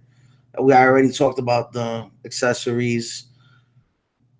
The My price. question to you is, maybe for those in the chat as well, is do we think that Microsoft will continue this whole thing where they allow your accessories to carry over? Like, let's say the generations aren't over, and instead they go back to releasing all new, much more powerful machines, and we get a PS5 and an Xbox, whatever they decide to call it. Do Xbox One accessories carry over at that point too? Do you think they... You can't determine what it is, because they're trying so hard to be we're pro-consumer people right now. Like, look at what they did with Minecraft. Hold on, wait, time out. We forgot about that. They're unifying every server, of course, because Sony said no. Sony's not doing it. You know what I mean? On Minecraft. And they're allowing everybody to play. Everybody gets to share your shit. If you're on a Switch, that's big, bro. It's kind of a big deal. And so Xbox is not the machine where it's not a solid, it's not its own thing. Like, and I think that's what bothered a lot of Xbox fans, maybe, where it looks like they're losing the identity of the brands that they've fought so hard to or they have to realize that their brand is changing, but maybe they still like Mountain Dew and Doritos, and they have to come to grips with they haven't changed enough in their life. You know what? I don't know what it is that I don't know why anybody would just, if it's not for you, it's not for you. Take what's for you and let the rest go, and let somebody else who might want it have it. What's the problem? You know what I mean? I do want to talk about this liquid cooling thing. Apparently in Tom's Hardware, they came out with an article talking about that it's not true liquid cooling, because the way that it works is that they have a liquid solution in the vapor chamber that heats up, that when it gets hot, it turns into steam and the blower blows it around. It's not like a liquid cooling system like we have, like I have. I knew that there was going to be something with that, and somebody was going to come out and expose it. So everybody has to, maybe they shouldn't have said liquid cooling. Maybe they should have said vapor steam cooling. But then you try to tell people how to steam cool something, and people can't read in this community as it is. You try to explain something to them like that, it's just gonna break their fucking heads. And so, that's pretty much it with their conference. Like I said, it was a C+, B-, and whoever feels differently, you could beat on your man chest and say everything you want. I could care less on how you feel. You're entitled to your own fucking opinion. A lot of people would just hate to hate. They have their own reasons to hate. They think it's cool to hate things right now. They're too stuck in their own ways, for a myriad of reasons. It's easier to call somebody a man-child or say something about the games they play than admit that you might want to have them yourself, or admit that's something that, out there you might want or whatever. But I digress from that. It's so crazy, and it's this thing, and I've said this for the longest time, even back when guys like Truth Setting You Free were still making videos. But it's Microsoft.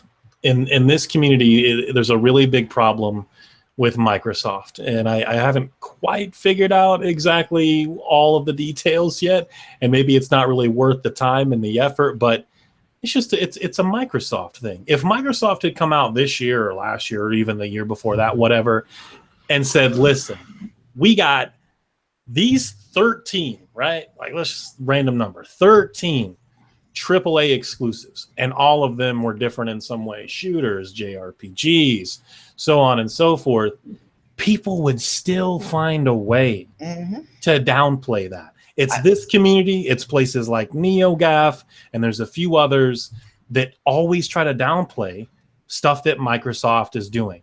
Nintendo and Sony can do no wrong for most people in these communities, but there's something with Microsoft that's an issue. I don't know if it's because they got crazy money. Some of these fans just never wanted Microsoft to enter this whole console thing, and it's just we never wanted you here, get the hell out sort of deal. I don't know, but people will just always find a way to downplay anything that Microsoft tries to do, and I think that that's unfortunate. I think Phil said it best, but of course Phil's going to say this, but what he said is sound. It makes sense. There was an interview yesterday where he was talking about, once again, that he hates the console war stuff. He hates the fanboy stuff because we as gamers, along with them as companies, should want this industry to grow. And, getting into these little in battles and type fights and console warrior nonsense with each other doesn't benefit anyone. It doesn't help anything. It's so ridiculous.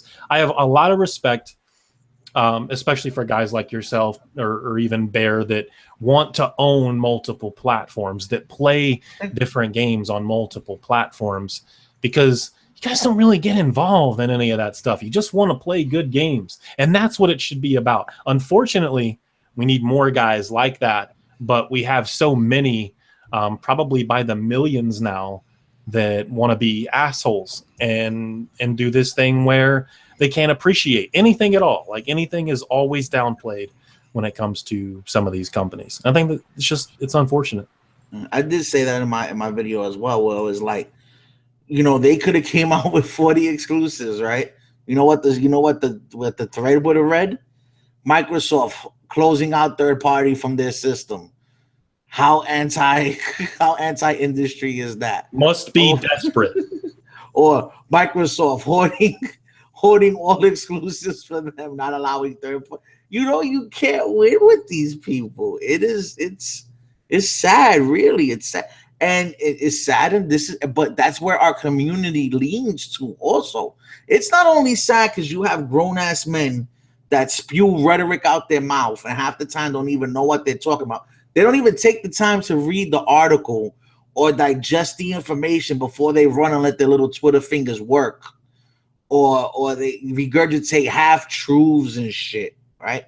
But it's worse still is that the community leans towards that. That's what the community wants.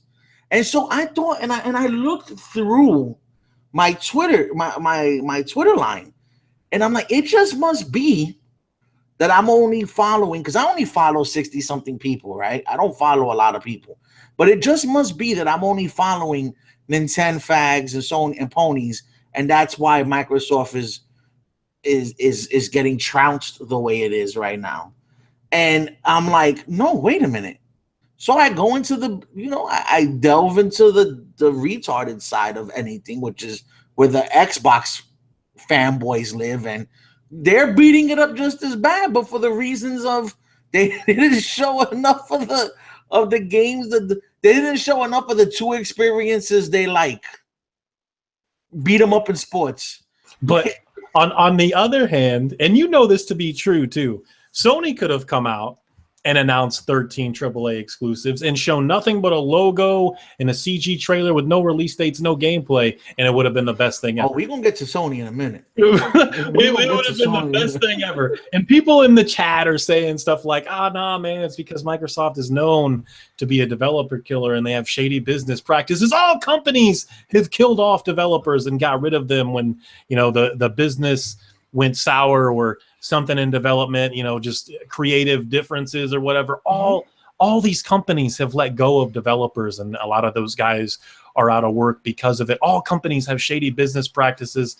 It's up for you to decide, and it's all subjective, which one you think is the lesser of the evils. But just thinking that Microsoft is the worst or thinking that Sony or Nintendo are the worst doesn't make you right. It's how you feel. It's all in what you want to play and what appeals to you more. So no one's in the right on that. Not to me. So Yeah, you got anything else you want to say on that? We can move into Sony.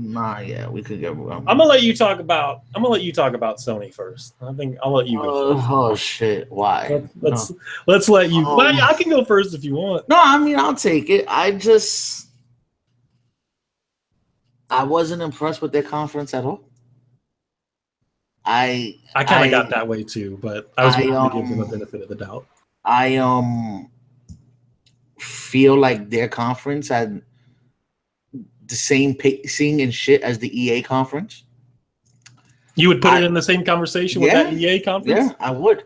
And I'm going to tell you why. First of all, I feel like something happened and they took shit out of this show. I don't know what it is, because when the show ended, the people in the show didn't even know it ended. It's the first thing.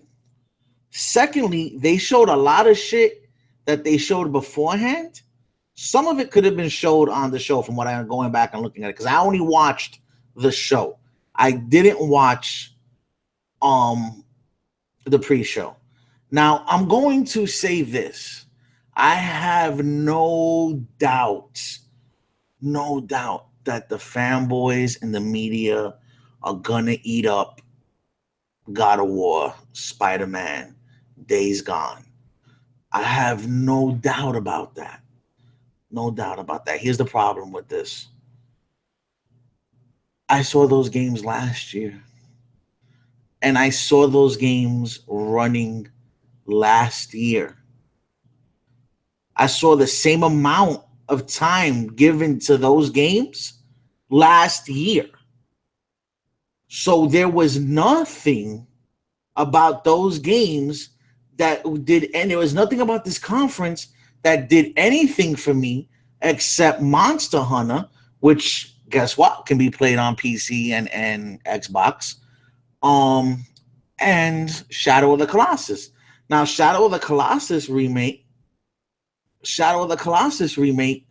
really caught me by surprise, and I was I was happy to see that, right? Detroit 2 Human, I fell asleep during that presentation. Maybe I had done too many watch shows at this point, but I know that I woke up and then I finished watching. I fell asleep through Spider-Man. Yo, the crowd was dead when they talked about VR and that Detroit game. They were dead silent. It was you could hear a pin drop in that audience. VR, what they did to VR is they took VR out behind the shed and they shot it in its head. We waited. How long did they talk about a Final Fantasy experience for VR? And it turns out to be bass fishing and cook a skewer with Japanese emo kids. The only VR game that looked promising to me, and again, these are all my opinions, people. You know what I mean? Y'all feel free to see it however you want to see it. Was the Supermassive game, Impatient. I like Supermassive. I like what they do. I'm kind of excited to see what they'll do with that, right? There was nothing. Destiny back. What did they do? They didn't even take advantage of the fact that they have the license for Destiny. Like, they did nothing with that. The Call of Duty gameplay was yeah, okay. That looked pretty good. It did look good, but it was Call of Duty. Not gonna lie, it looked good. They showed me God of War. To me, I don't know what it is about this God of War. I love God of War. I've been playing God of War since PS2. I'm gonna want to take that kid and drown him in the ocean at some point during the gameplay of God of War. That's what I'm gonna want to do. I don't want to play Daddy of War. I don't want that. I don't want that. That's not why it looked good. Again, I'm not saying it's not going to be a good incredible game. What happened? I was saying it looked incredible. Yeah. Yeah, and supposedly, here's the other thing they come out and say, that it was running on the regular PS4, right? So nice job, Sony, giving more people an incentive to go out and buy the Pro. Good job there, buddy. Good job. Days Gone, there was some wonky animations. How many times? Why is everything brown and green? Why is everything brown and green? Did you notice that? Days Gone. In which Days Gone, yeah. Days Gone. God of War. Spider-Man has a little bit of color because Spider-Man is Uncharted. They share the same palette. They share the same palette almost, and it's like, why? Horizon also. Horizon shares the same palette, but those two DLCs, they look good to me. Unfortunately, those two DLCs are probably what you're only gonna get from first party this year. I know there is another game coming out 2017 from them. I don't know what it is at the moment, but that's the rest of it. So I really just don't. I wanted to see something. I wanted to see maybe something from Sucker Punch, or maybe a little bit of The Last of Us, or, you know, and then now the Sony cocksucker is going to be like, oh, well, because the article came out that they were holding things for the PSX, and, well, whatever you need to swallow to make you feel good about your company. Damage control. By all means, go ahead, right? But the thing is this. E3 is still the biggest trade show in the world. I believe, well, for the gaming industry. I don't think Sony gets more people at PSX than they do at E3 in general. I don't think so. I could be wrong. I don't know what the numbers are, but I believe that more people flood this place in the gaming industry than almost any other place, right? So, you know, no, I'm not saying I didn't. See, nobody listens to what I'm saying. Oh, Knack 2 might be this year. See, this is the problem. Again, I didn't say. I don't know if this guy's talking to me or talking to you, but he was like, damn, bro, you just lost a subscriber. That's fine. He's fine. Yeah, he could leave. If he can't deal with my opinion, I don't want him anyway. Skull fucked. Anyway, continue. Okay, and so I didn't say I didn't like Spider-Man. Oh yeah, he's just a hardcore Sony cocksucker is what it is. Anyway, Spider-Man. I didn't say I didn't like Spider-Man. I have no doubt that none of these games are going to be good. See, I said this already. I have no doubt that none of these games are going to be good. But this is not what I wanted to see. I wanted to see more of a reason to be excited about this. I've seen this already. I knew I was going to buy these games already. I knew these games were going to be in my house the minute they came out. So you're saying you were like sold on God of War Days and Spider-Man last year. You don't need. Yeah, exactly. Exactly. Okay. And so what I wanted to see again was, show me what the hell this Dreams game is by now. Give me something about The Last of Us a little bit more than you gave me earlier. These games I was supposed. I believe Red Dead was supposed to might have been there, but wasn't. Where's the rest of the stuff? And so now Sony doesn't need E3. Let me tell you something. If Sony were not to everybody, if the industry didn't need E3, there would be no E3. What Sony I would agree with that. What Sony is doing, in my opinion, is they're starting to get complacent. Because if you remember in the beginning of the generation, you would see everybody there. Andrew House, the guy that would come out and talk about Vita, the guy that would talk, you know, all these people would come out, take the stage, thank the fans for being there, thank them for this, thank them for that. It was just one chipmunk looking dude, and he took the stage like 2 or 3 times and barely had anything to fucking say. And then they start the conference with a failed streaming TV device, TV app, and a gold PS4 that looks ugly as all get out, in my opinion. There was nothing about this conference, bro. And let me tell you that Sony, for the last couple of years, I've seen their conference. I've enjoyed their conference. I needed and wanted more from them. Like, I don't want to see the same blue and green and brown games that I've seen since 2013, 2014. You know, and shout out to Dreadhead, because Dreadhead was like, well, I was like, no, Sony hasn't really showed you anything since like 2015, 2016, because we already know. Because Sony's the king of showing you shit. that we had this conversation earlier that don't come out for 2 or 3 years. No, everything besides the DLCs, and like I said, 2018 or later. Who's talking about PC? You see, I'm gonna make you my bitch. That's the problem with you fucking Sony. Oh shit. That's the problem with you Sony faggots, because you take the argument everywhere and you start bringing shit in that has nothing to do with my argument. I'm not talking about PC. Why do you feel the need to bring PC into this argument? I'm not a staunch PC player. That's where y'all dumb fucks fuck up at. Stay on topic, bro. We're talking Sony. Yes. You want to talk to me about Sony. Ain't nobody say a damn fucking thing about PC. Defend Sony with Sony shit. Don't run out and be a little faggot like, oh, look at what they're doing. Nobody likes a tattletale. You dumb fuck. Pay attention. I like when Joey gets fired up because he's passionate. He loves gaming. I like that. I like that. Nah, Addicts, you came out of nowhere, man, saying PC had no exclusives. The best games were multiplats. PC has the majority of exclusives. There's that's the other thing. Yo, Google's your friend. Nigga, do you read? Do you fucking read, bro? Do a little bit of research. See, this is what I mean. I can talk to anybody respectfully. I enjoy all platforms. Do you not pay attention?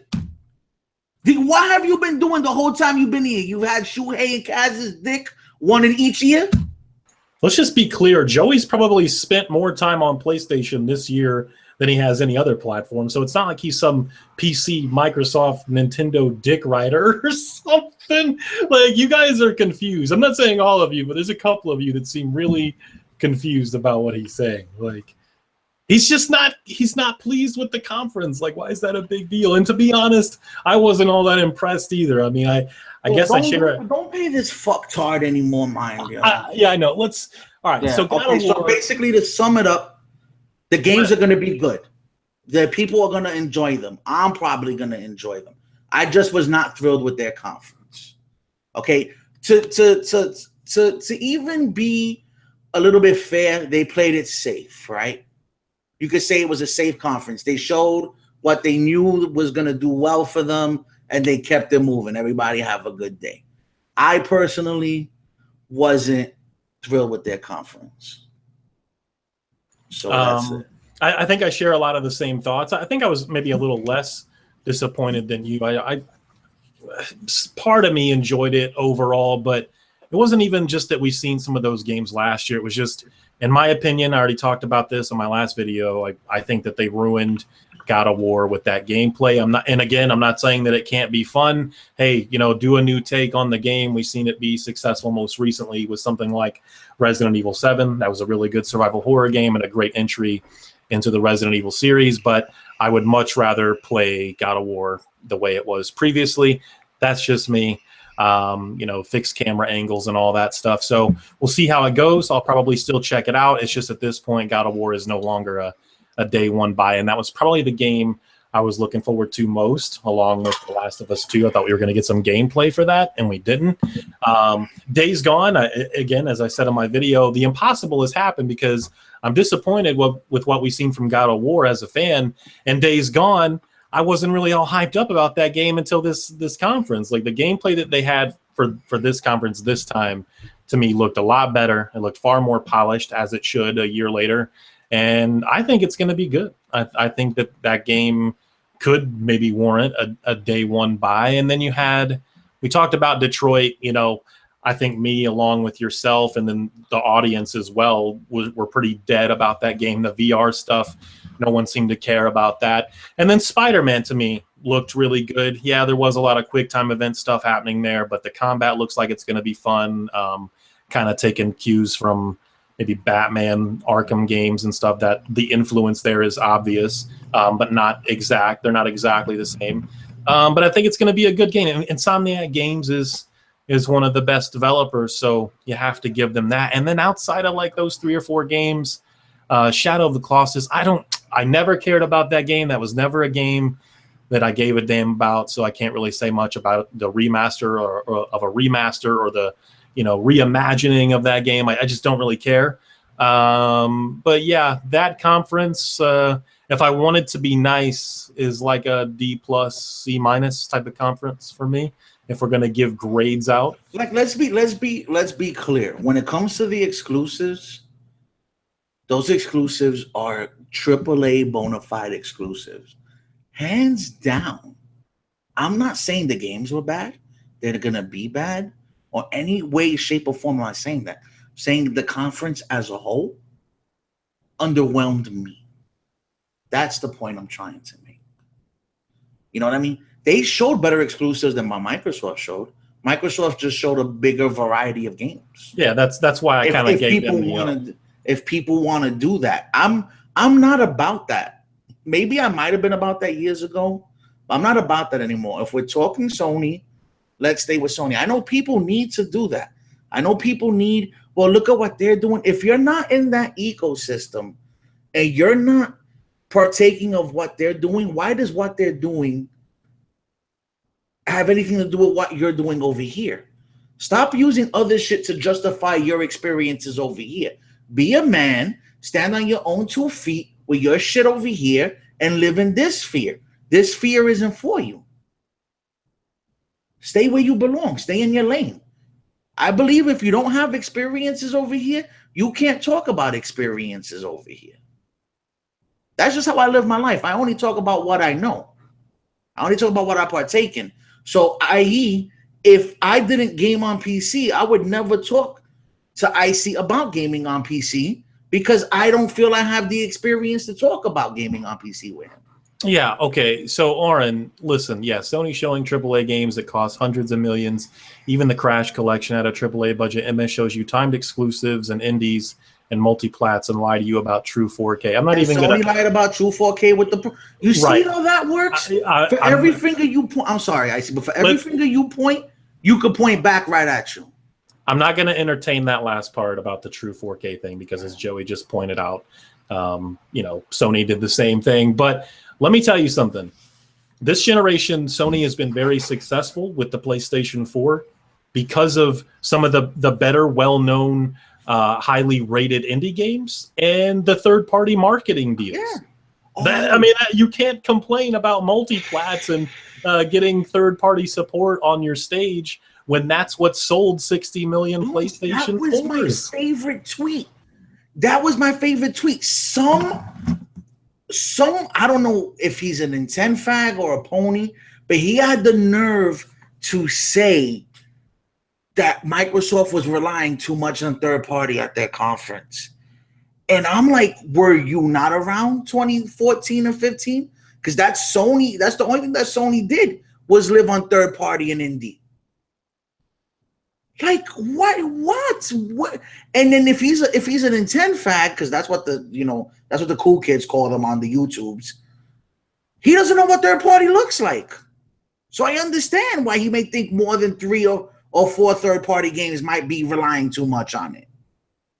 We have put so much emphasis on exclusives with the last couple of generations that it's completely ridiculous. In my experience, and again, I can only speak for myself, I've played and enjoyed more multi-platform games through the consoles as well as PC than I have exclusives. Every now and then you get stuff like Uncharted and The Last of Us or the Gears games originally or whatever, like stuff like that that's like truly awesome to me, or something that was shared between both 360 and PS3 like Red Dead but never came to PC that I guess you even though it's a made-up term, you could actually call a console exclusive. Time out. All right. I'm sorry.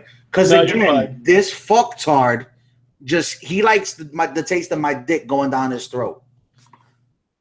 They talked about the Pro before PSX, right? And they talked about it being 4K then. They put it on their boxes, and you know how it came out that they were lying?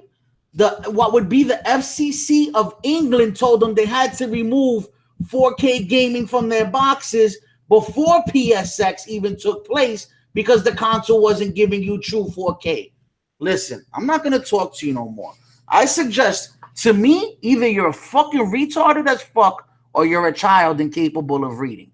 But in either case, I'm going to suggest to you, go down to your local library, start getting books and reading them. Okay, it will only broaden your horizon. Okay, Google is your friend for the last time. This education is free. You don't even have to pay. You know what I'm saying? So you'll be okay. You'll be okay, but I'm not going to address you no more. All right? You have a good day. So please, oh my Jesus. But I mean, it is what it is, man. Let's anything else you wanted to say about the Sony conference, like that maybe you're hoping to see for them at I really hope that Sony isn't. I'm really hoping that Sony isn't resting on the fact that they got the industry lead right now. And I want to still let's not get it twisted. They have a lot of the good single players that I look forward to. I enjoy their ecosystem. I mean, I have a pro. I bought it day one. I bought a vanilla day one. Whatever they come out with next day one, I'm probably going to buy that too. So at the end of the day, okay. Just don't do it. Don't even do it. Do we have a moderator? We do not. I am the moderator. Because obviously this kid cannot read a calendar. The reveal of the Pro was way before PSX. Do the math, fucktard. Anyway, now I'm done. Okay. Let me ask you anything from Ubisoft or EA? Ubisoft had the best conference to me. It's because BB came out in those jeans, right? Yo, she was looking thick as fuck. She had them childbearing hips ready, boy. Yeah, I've been watching her for a while, and I'm not even gonna lie, I kind of like the music too. I know. My bad, Cabron. The show is not on my channel. That would have to be up to D-Pad to do that. I appreciate the offer, but let me. There we go. There you go. I hooked you up, Loco. I'll make let's do Beavis and Absolute too, because I know Absolute pretty well from my Twitch chat. He's a really good dude. So let me get you know what's crazy? My mother was in town and I really wanted to do a show that I could let her listen to. And, and now I can't let her listen to like a good portion of this. It's funny. No, but I always have a good time. We have a nice chat, yo. The majority, and that kid isn't bad. He's just conflicted and confused. So,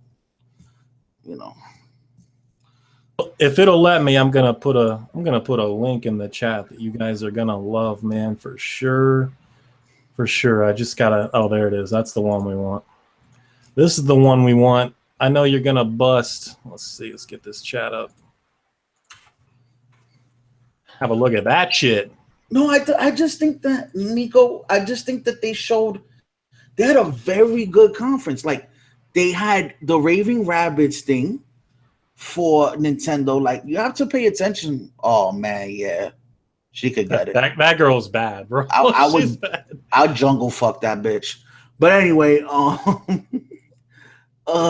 like, they had the Raving Rabbids, which, if you're not into it, you're not into it. That's cool, right? But you know how I said this earlier. How big is it? And again, shout out to Thanos because he really brought this to my attention. That Ubisoft gave Nintendo gave Mario to someone else. 100%. Here, go do this. And the Skull and Bones, you don't like it? I kind of dig it because I really loved the sailing aspect of Black Flag and even in Assassin's Creed 3. So, like, I'm not saying I'm going to buy the game and be out there 5-on-5 team deathmatch, start singing sea shanties and shit. But I appreciated it. Beyond Good and Evil, like, that was impressive for what it was, the CG trailer. They just had a nice flow. They looked happy to be there. Everything else was so business with dry business, and they were like lighthearted, and everybody smiled, and everybody seemed happy, and music on stage. Yeah, it was cool. Yeah, it was cool. Yeah, Ubisoft. If we had like a winner, if we're gonna pick a winner, maybe Ubisoft. But I don't know if you've seen it, and there wasn't a lot of games or anything. But the Devolver Digital Conference was amazing. It was fucking hilarious.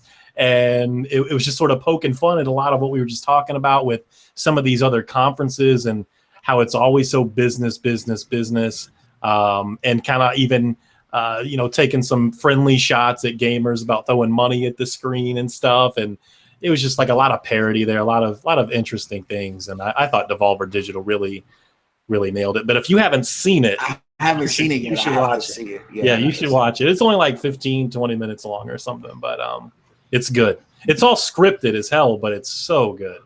It's so good. So yeah, Ubisoft or Devolver Digital, out of the big three, I know some people are going to say Nintendo because they did bring a lot of heat there with the exclusive games, as they almost always do.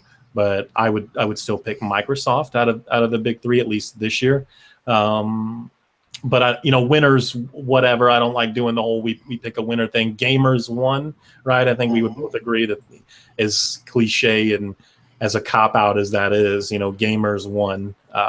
So yeah, that's my take. Every year. Yeah, you win every year. Yeah, exactly. Like Bear. I know Bear's in here, but Bear's, but there he goes. Started on time. He's been running with my catchphrase all over his videos yesterday. But I win E3 every year because I get to play everything. Trademark by Joey. They all sucked ass. Hey, you know what? Maybe it was just the quality of the stream, and I need to go look at some high quality YouTube videos or something. But like, Far Cry 5 looked good, and it looks like it's going to be a lot of fun. But something about that felt like a little bit of a downgrade for me. It didn't look as visually impressive as, say, maybe Far Cry 4. No, it didn't. And Am I crazy? I think because if you look at the guns, I didn't really pay attention to the character models, and maybe that's my fault. I should have did that. The guns look very Division, Ghost Recon-esque, like these new renditions of their guns and shit, like the scopes. I don't know if they're all trying to do everything within that engine, and maybe that engine doesn't allow for the way. Because I remember Pagan Min was more impressive than any of the characters I saw in that Far Cry 5 trailer. Yeah, absolutely. Gameplay. So you're 100%. And who's the one from Far Cry 3, Vaz or whatever? Vaz. Yeah. He was obviously awesome too. Extremely charismatic. Yeah. For a villain. It was really, really good. You ever seen him act in real life? Yeah, he's good. He's just like that, bro. He's just like that. Yeah, he's good. I went on the PlayStation YouTube channel and looked at a bunch of new games they showed for E3 outside of the event. Why were those games ignored? I wasn't watching it, but some people were telling me that Sony had like an hour and a half long like pre-show where they were showing a bunch of stuff like Knack 2 and Hot Shots Golf. I think they should have saved some of that stuff for their E3. Not that it would have made much of a difference for me. I mean, I am a little bit interested in Hot Shots Golf. I don't really give a crap about Knack. If I'm going to play good platformers, I'm going to go and like play a Rayman game or a Mario game or something. I'm not like trying to completely, shit on Knack, but something about that character and that universe just doesn't appeal to me or something. I'm sure it's good for those that have played it. I'm sure it's probably an underrated game. Did you see the gameplay for it? I haven't seen the new gameplay, no. You got to do yourself a favor and I played and beat the first Knack. You know what I mean? But you should really look at the gameplay. It looks really, really good. Yeah, Nino Cooney 2 looks good. Yeah, Rutger, absolutely. That's probably gonna actually now we can talk about that a little bit too before we close out, and just a little bit of talk about the PC, since there wasn't like any major announcements in the way of that either. But Nino Cooney 2 was confirmed coming to PC a long time ago, but now they're saying that Nino Cooney, the original, is probably also coming to PC. Oh, I would love that. And I don't know if you've seen it, but today PC Gamer put up an article from Sega saying that they want the Persona and Yakuza games on PC. Yo, if Sony loses Persona, I'm just gonna I'm not. You know what? I'm not gonna be that person. But you know what I'm gonna do if Sony loses Persona. Sega's looking at those Bayonetta sales and those. What was that? I think Persona will have legs on PC. Legs. I think you're right. I think it'll sell really well, but I think Yakuza might actually be even better, possibly for PC. Maybe I'm wrong about that. But I'm just happy that more Japanese developers in general are starting to look at the PC as a viable platform that they can put their games on. You know what I mean? Like, that makes me happy. More and more, like almost all of the Final Fantasy games are on PC now. There's some announcements for some of these other Japanese games, JRPGs and otherwise, that are coming out to PC before the end of the year, and even some next year. Now we're getting, talk about maybe Persona and Yakuza on the PC. So those are like obviously two big IPs. That's a big deal. Like, that is, you can slice it any way you want. You can try to damage control it any way you want, but that's a big deal. Joey is not a PC cocksucker. I don't understand why we're having this conversation. I mean, I know we're talking about PC at the he just wants attention. She's lonely. She don't have nobody to play with. God bless her soul. Did you watch the PC conference? Bear and I watched it, and I didn't watch it. Bear wanted me. I was supposed to do the show with Bear, and I said, you know what? I started watching the Total Warhammer gameplay, and I passed out. Yeah, Bear and I watched it, and it was torture at times, but they had a lot of games to show. It wasn't as bad as it was the last 2 or 3 years. I somewhat enjoyed it this year, but there were times where I was still kind of falling asleep. I don't know if you've seen it today. The Forza 7 PC requirements came out, and they are modest. They are not. You don't need like some beast to run that game, and that's pretty impressive. That tells me that it's probably going to be pretty well optimized. They're talking like I think the recommended for the CPU was like a 4460 or something from Intel. Recommended? Yeah, and the GPU wasn't anything all that special either. So that's maybe I got that wrong, but I'm pretty sure you're right. Maybe it's the way they're doing it with the UWP. You know what I mean? Yeah, maybe. Yeah, maybe. It could be. So I'm not even. You know what's crazy is that I'm not even checking for Forza 7 on PC. Like, not even trying to get it. Nah, I'll get it on. If I get it, I'll get it on the Xbox One X. Yes, that thing. So you were day oneing that, yes? Yes, I'm day oneing it. We already know this. I have a sickness. I know, but I just like to hear it from you. That's what I just want to hear you say. I have a problem. I have to buy all shiny plastic. Look, my VR is going to take the space where my VR is. And then I'll just move my 1S into the bedroom of my other 4K TV, and that'll be the end of that. Like, I think they announced like a Age of Empires, like the original remaster. Yeah, they did. They did. That one's coming out. Keep the peasant tears flowing. Did it sell more on PC or Nintendo? Horseman, I don't even know what game we're talking about at the moment. Well optimized DirectX 12 engine. What's Joey's YouTube channel? He is awesome. He's posted in the chat a couple times. You can just click on his name, I'm pretty sure, and it takes you directly to his channel. If I was a mod, I would post his link. You see how he did that?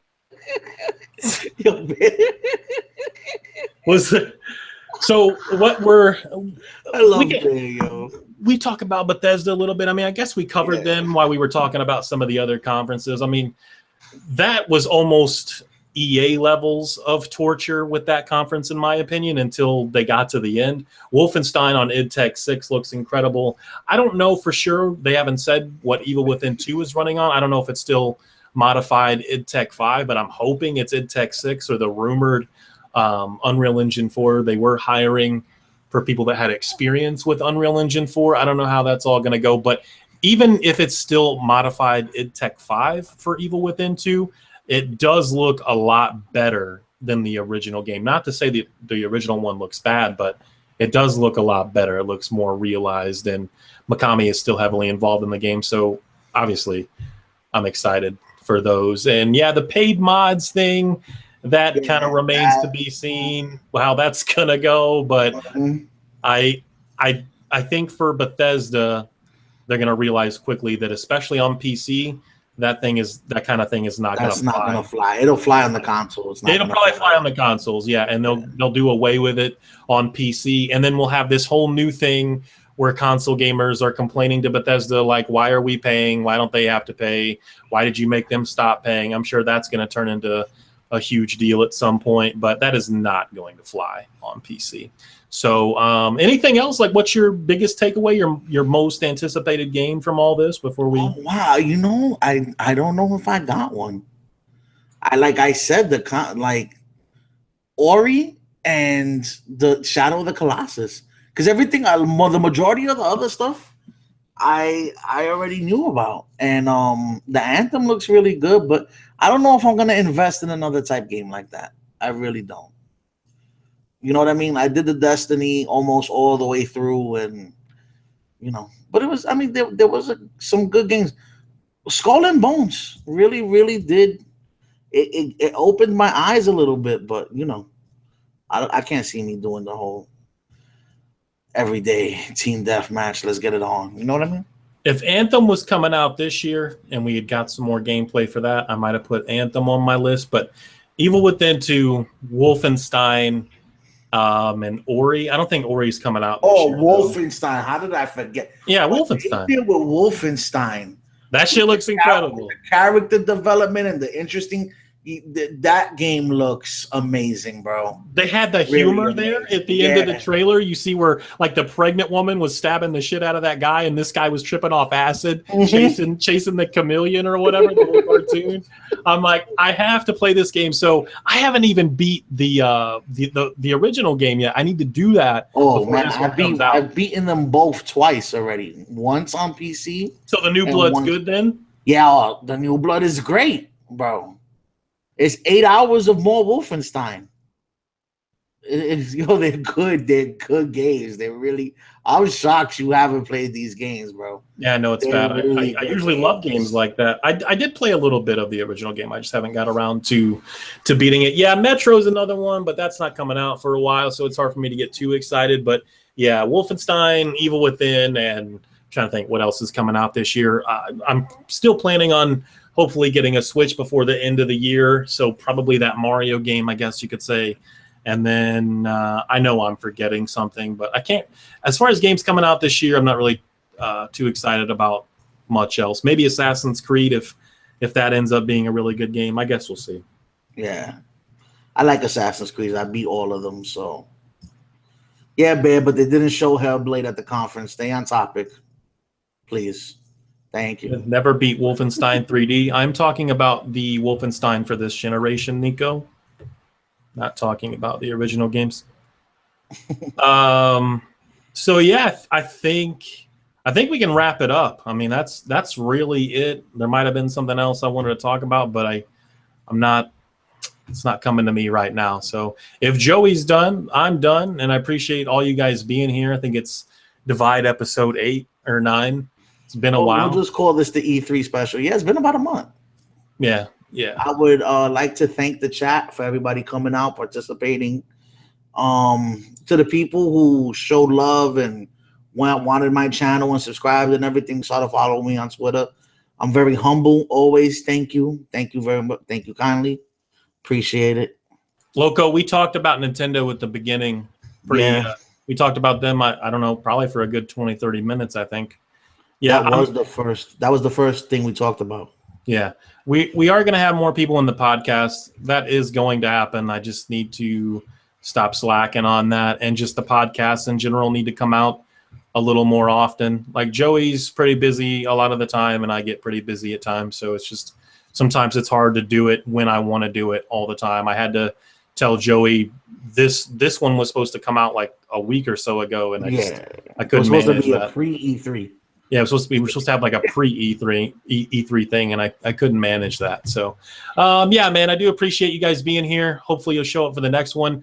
Subscribe to Joey on his YouTube channel. Follow him on Twitter. If you're not following me on Twitter yet, please do that as well. I have links in the description to my Twitch and my Twitter. Follow me on both of those. And that's going to do it. You guys have been awesome. Have a good day. Thank you for listening. Take it easy, guys.